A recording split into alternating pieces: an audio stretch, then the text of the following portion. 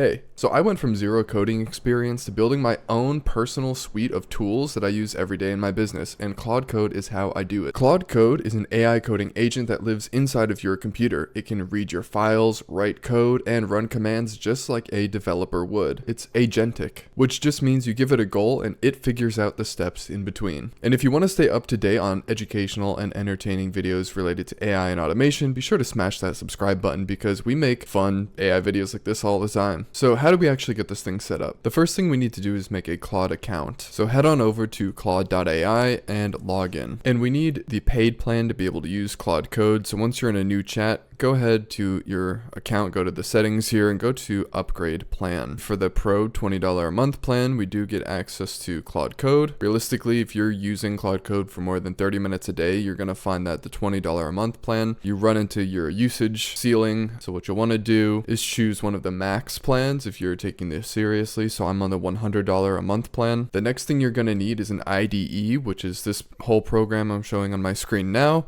It basically lets you look at files in a folder, and also on the right hand side, when I click a file here, I can read the raw text inside here. This is what developers have been writing code in for many, many years, and now artificial intelligence is helping us make this process faster. There's many popular IDEs or integrated development environments like VS Code, Google's new anti-gravity, Cursor. For this video, we're going to use VS Code because it's pretty lightweight and pretty popular at the time of this recording. Luckily, unlike Claude Code, VS Code is free to download and run. Go to Google, search VS Code download. We're getting a sponsored result for Cursor. You cannot trick me, Cursor. So we're going down to Visual Studio Code here for the download link. Now choose the download based on which operating system you use. I use Windows, so I'll click this button. You'll see the download start here. Go ahead and click that. It's telling me I already have it installed. I'm gonna just click no, I do not want to install it again. Basically, it brings up an installation wizard to help guide you through the process. Just click through the options and it'll go ahead and install on your system. Once that is installed, you're going to want to go ahead and open it. So I can go ahead and search for VS Code in my start bar, for example. Click it, and now we have our fresh instance of VS Code. If I zoom into this thing here, first thing we want to do is go to this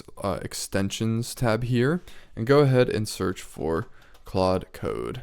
Now we're looking for the one with the blue check mark by it with a bunch of downloads. This is the official one. So go ahead and download that. Once that's installed, you'll notice a little Claude symbol on the top right here, which lets you open Claude Code in the sidebar. Now our screen's getting kind of messy, so let's go ahead and X out of these things. Focus in on Claude Code here. And this is exactly how we'll access Claude Code every time we open VS Code from now on. Some people prefer to access it in the terminal. I prefer to do this way just because it's a little easier to share in videos like this. Claude Code can now be used with your Claude subscription or build based on your API usage. So we're going to log in with our Claude AI subscription. Visual Studio Code is asking us if we want to open this website. We're going to click OK, and this will prompt us to link our Claude account with Claude Code. And it's basically saying, you know, it'll contribute to your Claude subscription usage and share all the information between the two services.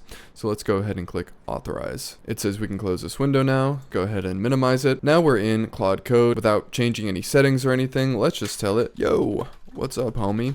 And just see if it's live here. So you'll see as it's thinking, it has these kind of fun phrases it mentions.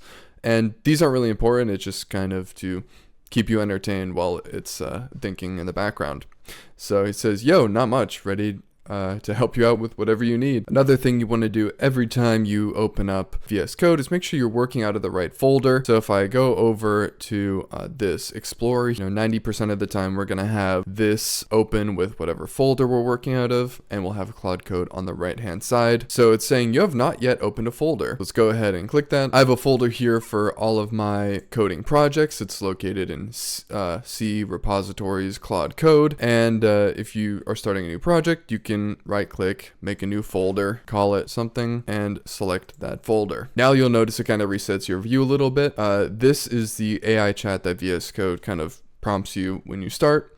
So we're gonna X out of that, and we're going to click our favorite Claude Code, and bam, now we have our folder on the left and Claude Code on the right. It's important to call out the different settings that Claude Code has. Notice on the bottom here, this little ask before edits blurb. This is basically telling Claude Code how much permission it has to go do whatever it wants on my computer. So if we click this, we see we can cycle through the different modes. We also have edit automatically, which asks for permissions less. We have plan mode, which I'm going to go over in a moment. And we have bypass permissions mode. This is colloquially known as YOLO mode. And it basically does not ask for your approval for anything before making changes. As these AI tools are getting better and better, you'll notice more and more people just using bypass permissions. Problem is, this is not enabled by default. So you actually have to go into some settings here to enable this. And to find the setting is really easy. All we need to do is type /config in Claude, and the first result is general config. Go ahead and click that, and you'll see this checkbox here, Claude Code allow dangerously skip permissions. We're gonna check that to enable that. I don't really worry about any of the other settings here. Once you check that, you're good to go. I may need to close out and restart, but then the bypass permissions mode will be here. And just a little tip is you can hit Shift Tab to switch between these different permission modes. Now, before we continue, it is called dangerously skip permissions for a reason. It's quite possible it will delete your database that you're working on, delete some file that crashes your computer. But now these cases are becoming more and more rare. So I personally just default to plan mode and bypass permissions or YOLO mode. You'll find that if you do ask before edits, it'll start to ask you before every single step, and it just gets really annoying. Okay, so I just mentioned why bypass permissions mode is so good, right? It gives you so much more leverage and doesn't ask you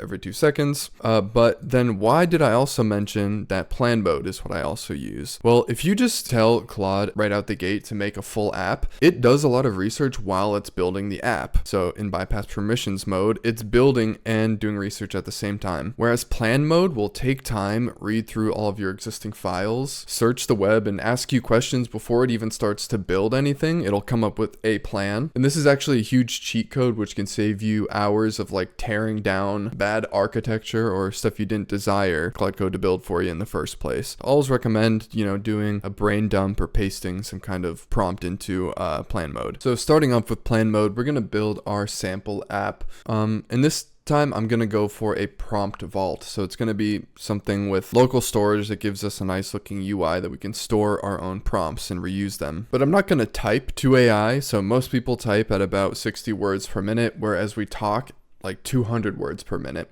So what I'm going to do is dictate to the AI, and this is the way that I prefer to interact with Claude Code. So on Windows, the hotkey is Windows key H. I think on Apple, it's something different. I'm just going to hit Windows key H here and just give a kind of condensed brain dump of what I want this app to be. I want you to build a prompt vault. It's going to be a library that I can sort based on the category. And I also want to be able to sort based on which AI tool it's best for: Gemini, Claude, ChatGPT, etc. It should include functionality to fill out a form, to save new prompts, also to edit prompts. And I want this to all be have local storage, no external APIs or anything like that. I want the theme to be dark mode and minimalist and look really clean. So still in plan mode, let's send this. So it will not create any files until it's went out, done its thinking. A lot of times it'll web search. You can see it's exploring the workspace now to see if there's anything there. It realized the workspace is empty, and it's gonna, because of that, design the implementation from scratch. If I had files in there, it would have read them each to figure out what your code does and then give recommendations based off of that. So now we have a fresh start. Now it's web searching some of the best color palettes and CSS code it can use. You can follow along with this, or you can go do something else. One of the big points of leverage for Claude Code is that you can do something else at the same time while Claude Code is running. Okay, here we are a couple of minutes later. I'm going to zoom out a bit so we can see its sort of plan here. So it came up with this entire plan that we're looking at. Here's the implementation plan. Here it's restated the exercise. Here's the tech stack. I'm not really sure if this is good or not. The data model, same thing. If you're a developer, you might want to dig into this more. Here's a UI layout that it kind of mocked up for us, which is interesting. Before it even generates a file, file, it's defining what each file it's going to build, in what order, and how it's going to test and verify that it works, and how you can test it as well. So now that we've read over the plan, we can say, do we want to accept this plan?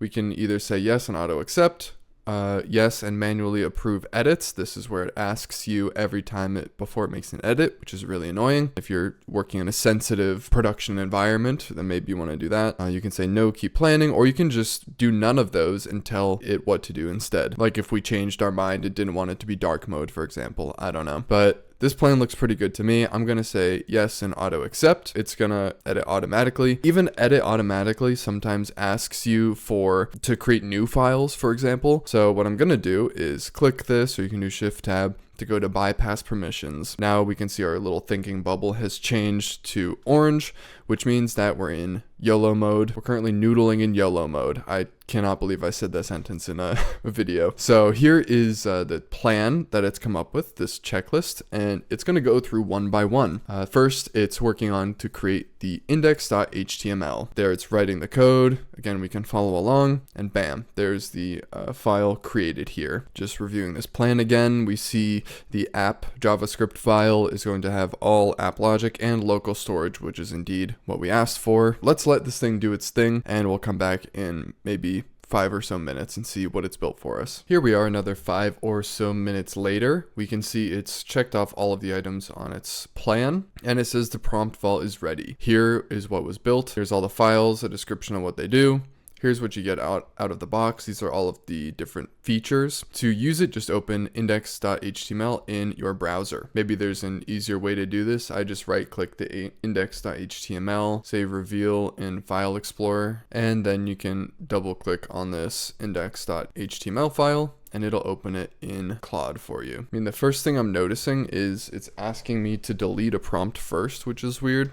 So I'm gonna go ahead and take a screenshot of this. Yeah, it's kind of stuck on the first part. So what I could do is paste the screenshot in here and sort of, again, dictate to AI, hey, this is the first screen that I see when I open index.html in the browser, and I can't click cancel or delete to continue. Then it'll go ahead and try to fix it. But what I actually wanna do is build in some kind of automatic test functionality here. And this is a big cheat code. We're going to basically automate the most tedious part of testing. So I'm going to install what's called Chrome DevTools MCP. This will let Claude work with Chrome so that it can open the app itself, take screenshots, and see what's going on with it itself. I don't have to take screenshots and give it feedback. So to do that, we're going to go to github.com/chrome-devtools/chrome-devtools-mcp. Rolls right off the tongue. But we're going to come down here. This is a public repository that we can use. Under getting started here, we're going to add the following config to our MCP client. So we're going to copy this, and we're going to go back to Claude Code, and we're simply going to say, I want to install a new MCP server. Here's the JSON snippet. Leave bypass permissions on, and send it. It says done. We created this file with the Chrome DevTools MCP server. One thing to note, it's saying we need to restart Claude Code or run a command to load the new server. A lot of times Claude Code will tell you to do stuff when it can actually do it itself. If it can't do it, it'll tell me. And I'm going to also say, now test the app you built by using the Chrome DevTools MCP to open the browser, take screenshots, and then debug your own code. So let's send that and see if it asks us to do anything else. Okay, so here it's opened Chrome and it says Chrome is running.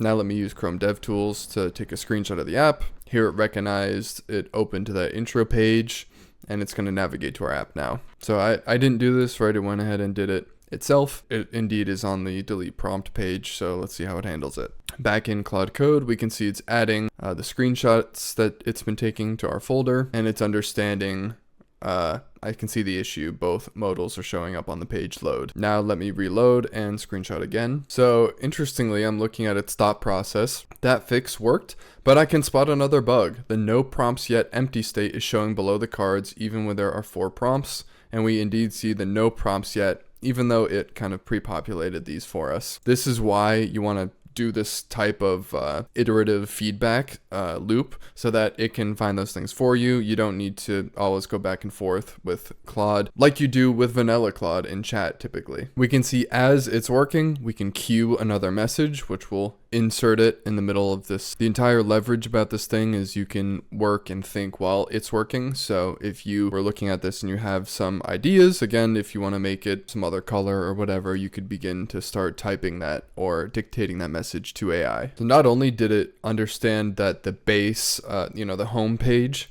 works well, it's also opening the different pages, the sub pages inside the modals, and taking screenshots of that as well. Anytime you see a block like this in its thought process, it's getting rid of the red code and adding the green. And you can begin to see that we've used 57% of our context window. And all a context window is Claude Code's memory for our chat. If we begin to exceed the context window, it'll start to forget stuff that we mentioned. Therefore, Claude Code will automatically compact the conversation and take the most important points and basically start a new chat with those. Because it compresses your chat, you lose a lot of the details. As you're working on bigger and bigger projects, this is a relatively small project, but as you work on bigger projects, you want to learn more about context management, which we will tackle in some upcoming videos on this channel. You basically want to try and get as much done as possible within your context window. So it looks like it's not quite done yet, but one thing I want to impress upon you is the importance of tracking your usage when you're using Claude Code. So again, this was a relatively small project. Most of the context is being used by that testing process. So to find your usage, go to claude.ai, click your profile here, go to settings, go to usage, and you'll see they kind of divide it by sessions. So before my session restarts, I wanted to show you guys how much of my $100 a month plan I used just for this project. I used 14% of my limit for the current session, and I'm 16% for my weekly limit. So yeah, these can rack up really fast, especially if you're doing some kind of full stack application with a front end, a back end, a database, etc. Just keep an eye on this. You can also buy extra usage if you want. I have some in my balance just in case. You'll see this run out very quickly on the $20 a month plan. So if you're bumping up against this limit and you're getting a lot of productivity benefits, then you might want to consider upgrading. I just refreshed and it's now 15% because Claude Code was doing stuff in the background. Now you can see all done. Here's a summary of all the bugs it found and what it fixed without us having to lift a finger. Now let's try it out ourselves. So if we go back into our file explorer here, we can double click the index.html again, or refresh the page we had before. Here we go. Here's what we've got. Our prompt vault. We have 4 prompts. I see there's a mouse over effect, which I really like. We can create a new prompt. This modal looks nice and clean. Dark mode like I asked for. Minimalist like I asked for. I'm actually going to save the Chrome DevTools MCP command from earlier in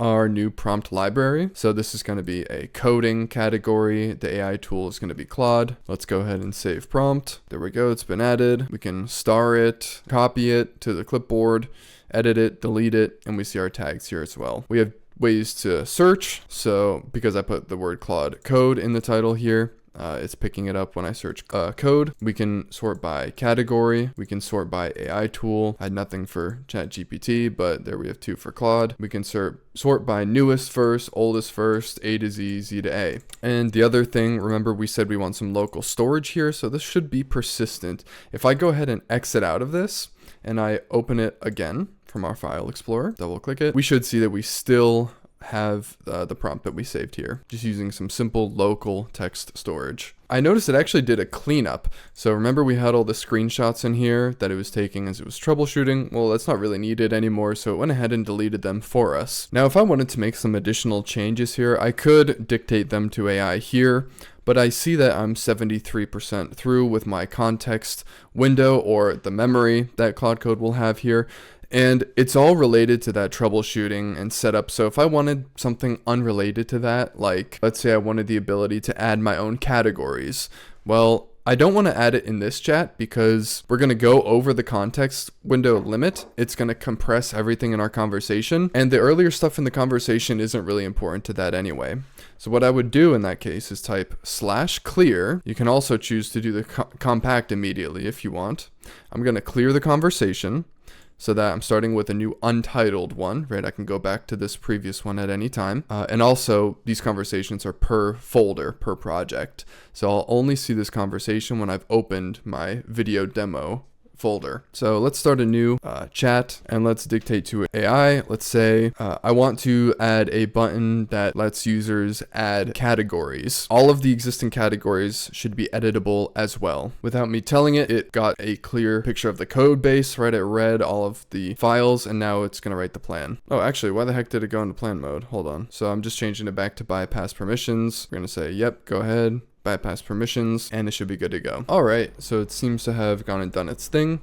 Let's go ahead, full screen this guy, and refresh again. Now we can see this little edit button has been added by our categories. For our category, maybe we want it to be Claude Code, like that. And then we can assign, right, this original prompt that we made with the Claude Code category, making it easier for us to find in the future. Now, you might have heard other people talk about your Claude.md file, sub-agents, skills, agent teams, MCP servers, etc. And we'll cover all of that stuff in future videos, but what I just showed you is the 80%. So go ahead, think about the things that you do on a repeated basis that Claude Code could automate for you. And if you're not sure if it's possible, enter plan mode and tell it to web search. Drop a comment and let me know what you've built with Claude Code so far and what you're planning to build. With that being said, thank you guys for watching. We'll see you in the next video. Peace.